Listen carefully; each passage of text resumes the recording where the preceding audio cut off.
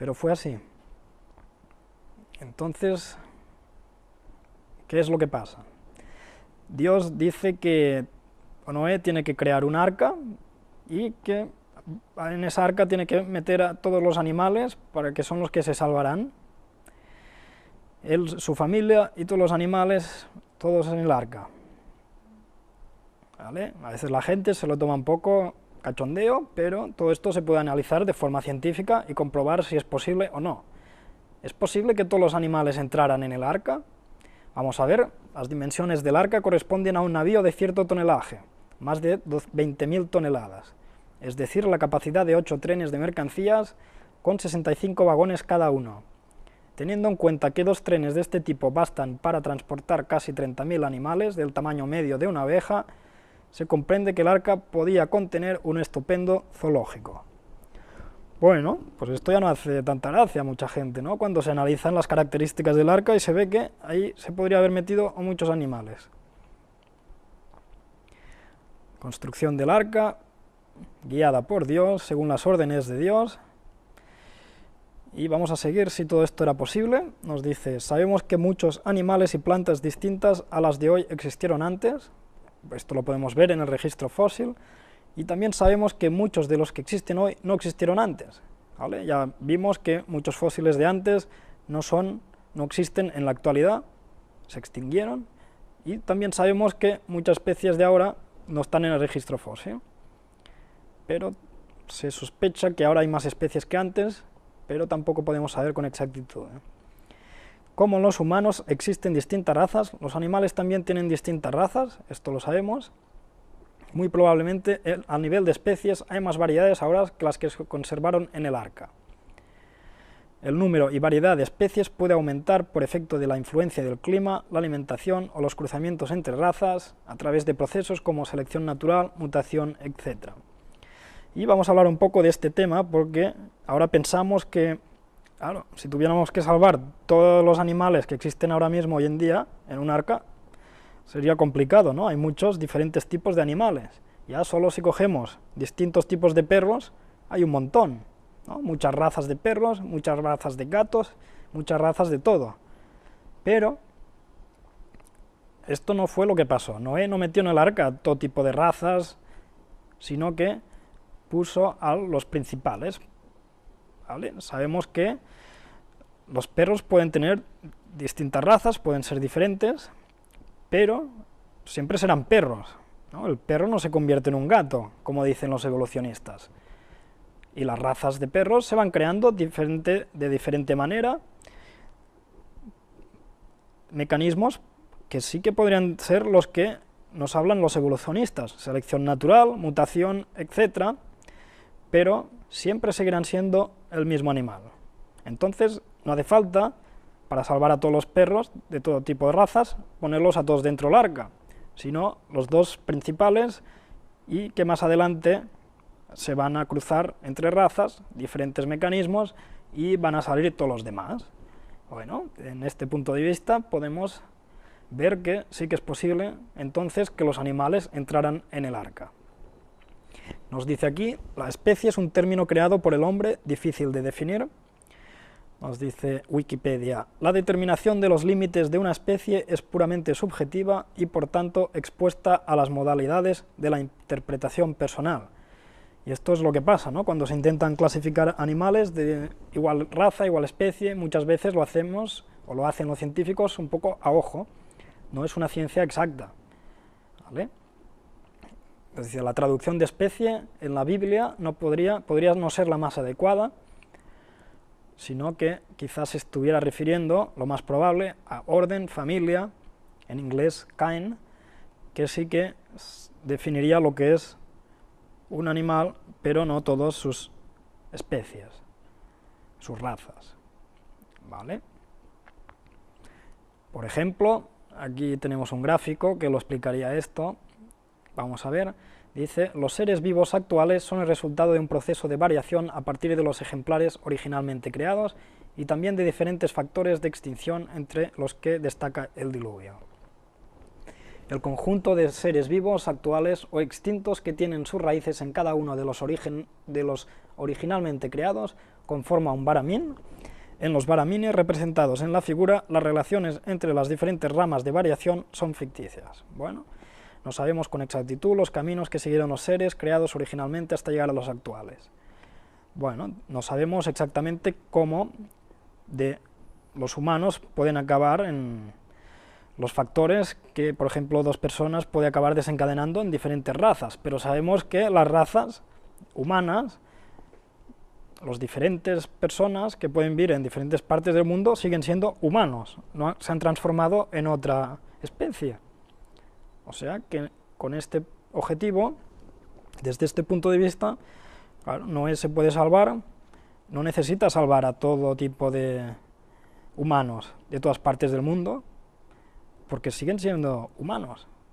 Las razas, lo que es el género humano, los cánidos, los perros, siempre siguen siendo perros, no se transforman en otro animal.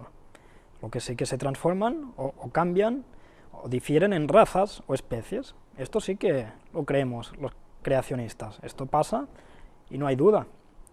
¿Vale? Esto es posible. Entonces Noé no tenía que salvar a todos, sino a dos principales. ¿Qué más? Esperaría que los organismos marinos hubieran sobrevivido al diluvio, ya que no entraron en el arca. Claro, el diluvio, pues muchos sobrevivieron en el agua. Y otra pregunta que se puede hacer mucha gente es cómo se podría mantener a todos estos animales dentro de un arca durante un año.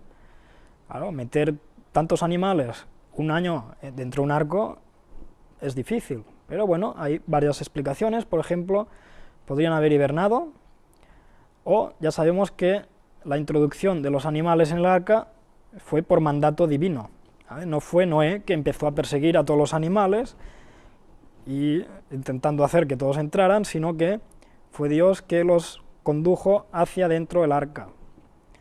¿Vale? Aquí nos dicen también que incluso los ángeles muy poderosos, habían sido enviados para proteger el arca. O sea, ángeles podrían haber estado ahí cuidando los animales también. ¿Por qué no? ¿Y los dinosaurios? Bueno, esto ya sería una pregunta que dejaremos para la próxima conferencia, ¿no? Algo lógico, se puede preguntar la gente, ¿cómo metes a un dinosaurio dentro del arca? Vale. Pues esto lo vamos a responder en la próxima parte. Vamos a conocer un poco qué es lo que pasó durante el diluvio, la cronología, entrada en el arca, espera de 7 días y comienza el diluvio.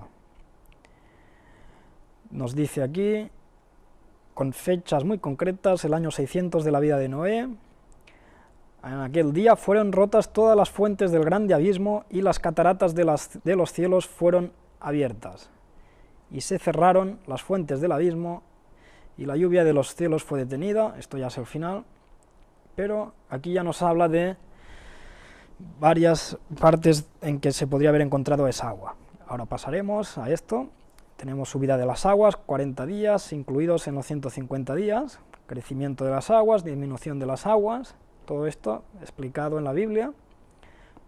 Podríamos poner esta imagen como imagen de un diluvio, o esta, pero no nos imaginemos el diluvio como una inundación que pueda pasar hoy en día. Esto fue algo muy fuerte y fue algo que acabó con todo lo que había en aquel momento. ¿Vale? La gente se puede preguntar de dónde vino tanta agua, ¿no? Un diluvio. Ya hemos visto que el agua podría haber estado en las fuentes del grande abismo, las cataratas de los cielos, las lluvias de los cielos, los mares prediluviales. Ya vimos todas las aguas que se habían separado al principio de la creación. Todo esto podría haber bajado y estar ahí en lo que forma parte del diluvio. Dice, los creacionistas postulan a menudo una topografía prediluvial más plana, y entonces se necesitaría mucho menos agua para cubrirla. Si la superficie de la Tierra fuera perfectamente lisa, estaría completamente cubierta por un océano de más de 2,44 kilómetros de profundidad, y esto es un poco datos que nos indicarían que como la Tierra era más bien plana en esos momentos, el agua que había salido de las fuentes, de los mares y todos estos sitios ya sería suficiente para cubrirlo todo, y lo que no podemos hacer es pensarnos que lo que vemos hoy en día es lo que se hubiera cubierto de agua, ¿vale? Porque no había montañas, no había cordilleras, ni nada de esto. La topografía actual no debería ser usada para estimar el volumen de agua necesario para un diluvio universal. Vamos a ver la intensidad del diluvio, ¿no? Aquí varias imágenes, mucha agua, gran catástrofe, incluso la tierra partida. El diluvio podía ser algo muy intenso, incluso aquí nos dicen: el mismo Satanás, obligado a permanecer en medio de la furia de los elementos, temió por su vida. Una cita de Ellen White que nos puede poner en el punto del diluvio, incluso Satanás temió por su vida. Curioso, este dato, para que nos hagamos una idea de lo fuerte que fue esto. Pero ya el diluvio se termina, aparecen las cimas de los montes, espera 40 días, Noé suelta al cuervo, Noé suelta la paloma, se suelta otra paloma, ya tenemos toda esta historia que vemos en la Biblia. Aparece la tierra, ya a los 29 días, esperan el arca, 56, y ya salida del arca. Un poco todo lo que pasó durante el diluvio, aproximadamente 377 días. Bueno, y después del diluvio tenemos el pacto que hizo Dios con nosotros, en el que dice que ya no exterminaré ya más toda carne con aguas de diluvio, ni habrá más diluvio para destruir la tierra. O sea que nunca más habrá un diluvio que destruir la tierra, y para que nos acordáramos de ese momento, de lo que pasó, nos dejó una señal por siglos perpetuos, que se dejará ver entonces mi arco en las nubes cuando llueva. Esto es lo que hizo, para que nos acordáramos de lo que pasó, y nos acordáramos de Dios, del diluvio, y de cómo tenemos que portarnos para que esto no pase otra vez. Vamos ya a pasar a otro apartado, ya un poco más científico, bueno, científico en el aspecto de analizar hechos, y pasamos a ver evidencias del diluvio universal. ¿Es posible que ocurriera un diluvio universal en el pasado? Bueno, es una buena pregunta, y vamos a ver un vídeo y vamos a ver si es posible o no. Pero sea cual sea el origen del agua, cuando llegó transformó el planeta por completo. Al evaporarse de la superficie, el vapor de agua ascendió en cantidades inmensas y se unió al dióxido de carbono en la atmósfera primigenia, formando nubes espesas que lo cubrieron todo.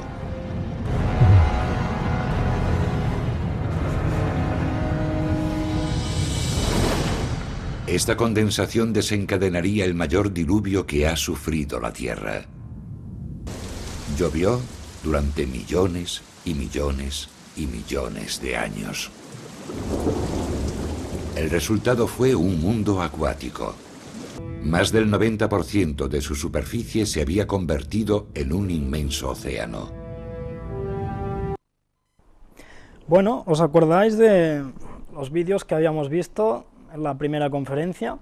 Esto es parte de ellos, y sabemos que, bueno, los evolucionistas, incluso sin saber de dónde proviene el agua, ellos ya tienen la teoría de que hubo este gran diluvio que duró millones y millones de años, o miles y miles de años, y bueno, se quedan tan anchos con estas teorías, porque no hay ningún hecho que pueda demostrarlo.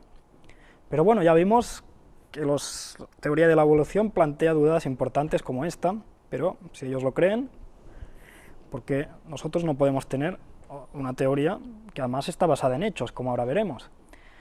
Pero ya vimos que la teoría para los evolucionistas, la mayoría de las cosas son teorías, todo es posible, menos Dios. Bueno, esto ya lo vimos, no pueden aceptar un Dios, pero sí aceptan cualquier otra cosa. Incluso ya, algunos dicen que ya no hace falta demostrar nada porque ya todo ha quedado establecido y no hace falta pruebas adicionales.